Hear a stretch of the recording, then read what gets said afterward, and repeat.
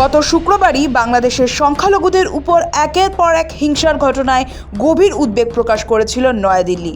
সম্প্রতি বাংলাদেশের দুই জেলায় দুই হিন্দু যুবককে পিটিয়ে হত্যার ঘটনার তীব্র নিন্দা করে বিদেশ মন্ত্রক। নয়াদিল্লির অভিযোগ, প্রতিবেশী দেশের সংখ্যালঘুদের বিরুদ্ধে লাগাতার শত্রুতার পরিবেশ তৈরি হচ্ছে। শুক্রবার বিদেশ মন্ত্রকের তরফে স্পষ্ট করে জানানো হয়, বাংলাদেশের সংখ্যালঘুদের বিরুদ্ধে যে অবিরাম শত্রুতা চলছে তা উদ্বেগজনক। দোষীদের দ্রুত আইনের আওতায় আনতে হবে বলেও বার্তা দিয়েছে New Delhi. We are all aware of the recent developments in Bangladesh. We have been closely following them. The unremitting hostility against minorities in Bangladesh, including Hindus, Christians and Buddhists at the hands of extremists, is a matter of grave concern. We condemn the recent gruesome killing of a Hindu youth in Mymensingh and expect that the perpetrators of the crime would be brought to justice. যদিও ভারতের এই অভিযোগ নস্যাৎ করে দিল ঢাকা।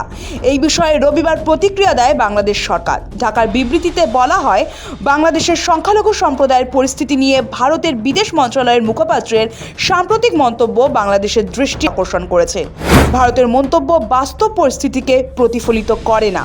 তারা বলেছে, বাংলাদেশ সরকারের দীর্ঘদিনের সাম্প্রদায়িক সম্প্রীতির ঐতিহ্যকে বিকৃতভাবে উপস্থাপন করে এমন কোনো ভুল, অতিরঞ্জিত বা উদ্দেশ্যপ্রণোদিত বক্তব্য বাংলাদেশ সরকার দৃঢ়ভাবে প্রত্যাখ্যান করছে।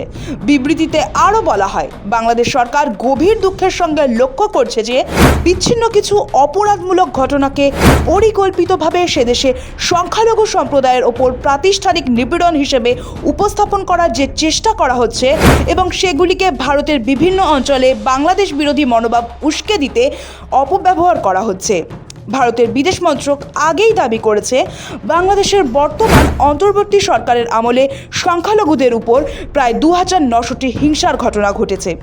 এই প্রেক্ষিতেই সম্প্রতি ঘটে যাওয়া দুটি ঘটনা নতুন করে উদ্বেগ বাড়িয়েছে। প্রথম ঘটনাটি ঘটেছে রাজবাড়ী জেলায়। বুধবার গভীর রাতে 30 বছরের হিন্দু যুবক অমৃত মণ্ডল ওরফে সম্রাটকে পিটিয়ে হত্যা করা হয়। পুলিশের দাবি, সম্রাট স্থানীয় এক কুখ্যাত অপরাধী ছিলেন এবং তোলা আদায়ের অভিযোগে এলাকায় গিয়েছিলেন।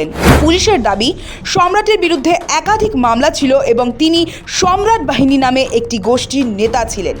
এর ঠিক কয়েকদিন আগেই ময়মনসিংহ জেলায় আরেক হিন্দু যুবক দীপু চন্দ্র দাস গণপিটুনির শিকার হন। পোশাক কারখানার ওই কর্মীকে ধর্ম অবমাননার অভিযোগে পিটিয়ে হত্যা করা হয় বলেও অভিযোগ। পুলিশ জানিয়েছে, তাকে গাছে বেঁধে আগুন লাগানো হয়। পরে দেহ উদ্ধার করে ময়না তদন্তে পাঠানো হয়েছে। এই ঘটনায় বাংলাদেশের অন্তর্বর্তী সরকার, যার নেতৃত্বে রয়েছেন মোহাম্মদ ইউনুস, তিনি নিন্দা জানিয়ে বলেছেন, নতুন বাংলাদেশের সাম্প্রদায়িক বিদ্বেষ বা গণহিংসার কোনো জায়গা নেই। দোষীদের বিরুদ্ধে কড়া ব্যবস্থা নেওয়ার আশ্বাসও দেওয়া হয়েছে। তবে ঘটনা প্রবাহ তা বলছে না। বাংলাদেশের লাগাতার সংখ্যালঘুদের ওপর অত্যাচারের ঘটনা প্রকাশ্যে আসছে। বিভিন্ন জায়গায় বিক্ষোভ, ভাঙচুর এবং রাজনৈতিক ও কূটনৈতিক স্থাপনায় হামলার ঘটনাও সামনে এসেছে। এসবের মাঝে ফের মুখ খোলে নয়াদিল্লি। যদিও বাংলাদেশ ভারতের দাবি নস্যাৎ করে বলছে, বিচ্ছিন্ন ঘটনাগুলিকে অতিরঞ্জিত, বিকৃতভাবে উপস্থাপন ও প্রচার করে সাধারণ ভারতীয় জনগণের মধ্যে ভারতের বাংলাদেশি কূটনৈতিক মিশন এবং অন্যান্য প্রতিষ্ঠানের বিরুদ্ধে বিদ্বেষ উস্কে দেওয়া হচ্ছে। ঢাকার বিবৃতিতে রাজবাড়ির ঘটনাটি নিয়ে বলা হয়েছে, ভারতের বিদেশ মন্ত্রকের মুখপাত্র যে ব্যক্তির কথা উল্লেখ করেছেন, তিনি একজন তালিকাভুক্ত অপরাধী ছিলেন। তার দুর্ভাগ্যজনক মৃত্যু ঘটে যখন তিনি তার এক মুসলিম সহযোগীর সঙ্গে তোলাবাজিতে লিপ্ত ছিলেন। এই সহযোগীকে পরে গ্রেফতার করা হয়। এই অপরাধমূলক ঘটনাকে সংখ্যালঘু নির্যাতনের দৃষ্টিকোণ থেকে উপস্থাপন করা বাস্তবসম্মত নয়, বরং বিভ্রান্তিকর। ব্যুরো রিপোর্ট, সময়, কলকাতা।